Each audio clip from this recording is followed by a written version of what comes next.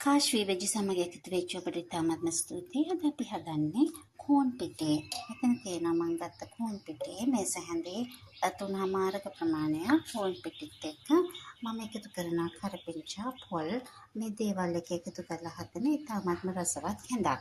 අපි හදමු මේ කැඳ හදන්න මම පළමුවෙන්ම මේ වතුර කෝප්පයක් වතුර භාජනයකට දාගන්නවා. මේ භාජනයට අරගෙන මේක රත් වෙනකොට මම ඇඩ් කරනවා මගේ තියාගෙන ඉන්න එක රත් වෙනවා.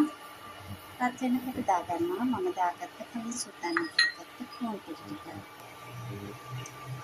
මෙම කෝන් පිටි වෙනද පොලේ ගන්න පුළුවන්. මේ කෝන් පිටි ටික මම දැන් වතුර දාලා තියලා මම දැන් මේක උණු වෙන්න දෙනවා. මේක උණු මිශ්‍රණයක් වෙනකොට මම මේකට එකතු කරනවා කරපිංචා සහ පොල් එකට බ්ලෙන්ඩ් කරලා හදාගත්ත මිශ්‍රණය. මම දැන් මගේ බ්ලෙන්ඩර් ජාරයකට දානවා.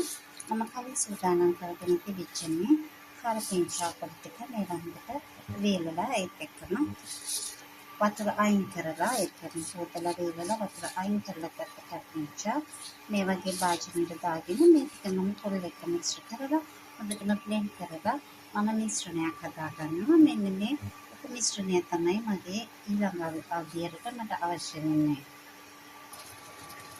කෝන් පිටි මිශ්‍රණය මේ වගේ උපයගෙන එනකොට මෙන්න මේ වගේ පදමට එනකොට මම මේකට එකතු කරනවා මම හදාගත්ත කරපිංචා යුෂ සහ පොල් එකට බ්ලෙන්ඩ් කරලා හදාගෙන පෙරාගත්ත මිශ්‍රණය. මේ මිශ්‍රණයට දැන් දාන්න පුළුවන්. මේ පේනවා මේ වගේ උපෝ ඉතාමත්ම රසවත් මෙම කැඳ පානය ඉතාමත්ම රසවත් ඒ වගේම ඉතාමත්ම ගුණවත් දිනපතාම උනත් කුඩා ළමයින්ට උනත් දෙන්න පුළුවන්. ශරීරයේ තියෙන බොහෝමත්ම තියෙන උෂ්ණ අධික බව අඩු කරන්න වගේම ආහාර දිරවීමේ ක්‍රියාවලිය වේගවත් කරලා ඒත් එක්කම ක්‍රියාවලිය ක්‍රමවත් කිරීමටත් මෙම කරපිංචා සහ බඩිරුව කැඳ මිශ්‍රණය ඉතාමත් උදව් වෙනවා.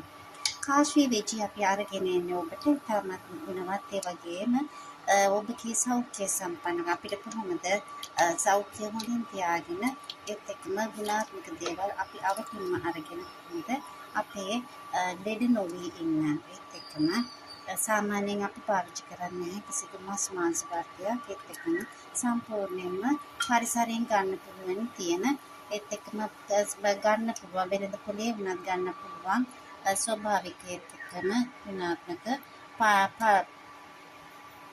පොළ වර්ග ඒත් එක්කම ප්ලාන්ට්ස් වලින් ගන්න පුළුවන් දේවල් තමයි අපි පාවිච්චි කරන්නේ. මේ කැඳ වර්ගයට දැන් පුළුවන් රසායන ලුණු එකතු කරගන්න. ලුණු ඔබට අවශ්‍ය ප්‍රමාණයට භාවිත කරන්න පුළුවන්. අඩු වැඩි කරලා මම පාවිච්චි කරන්නේ තමයි සෝප වශයෙන්. මේත් එක්කම මේ කැඳ වර්ගය හැමදාම උදේ වුණා පාවිච්චි කරන්න පුළුවන්. අපි දැන් බලමු අපි කොහොමද මේක ටිකක් උකුණාට පස්සේ පොල් කිරි ටිකක් ඉදුණාට පස්සේ කොහොමද රිපෙන් අරගෙන අපි භාවිත කරන්න පටන් ගන්න කියලා. මේ තමයි අපි හදාගත්ත කෝන් සහ කරපිංචා එකට එකතු කරපු නැත්නම් බඩේරිඟු සහ කරපිංචා මිශ්‍ර කරපු කැඳයක අවසානයේ දෙස්වන ආකාරය.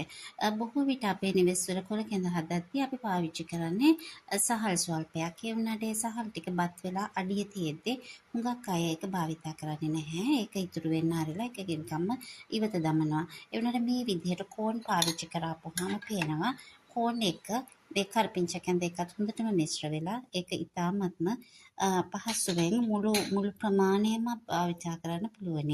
මේ විදිහට ශරීරයට අවශ්‍ය පෝෂක පදාර්ථ උදෑසන ආහාරයක් නැතිව වුණත් ලබා ගන්න මේ කැඳ පානයෙන් විතරක් පුළුවන්. කාශ්වී වෙජි සමග එකතු වෙච්ච ඔබ සැමට බොහොමත්ම ස්තුතියි. අපි නැවතත් වීඩියෝ එකකින් හමු වෙමු. ඔබට සුබ දවසක්.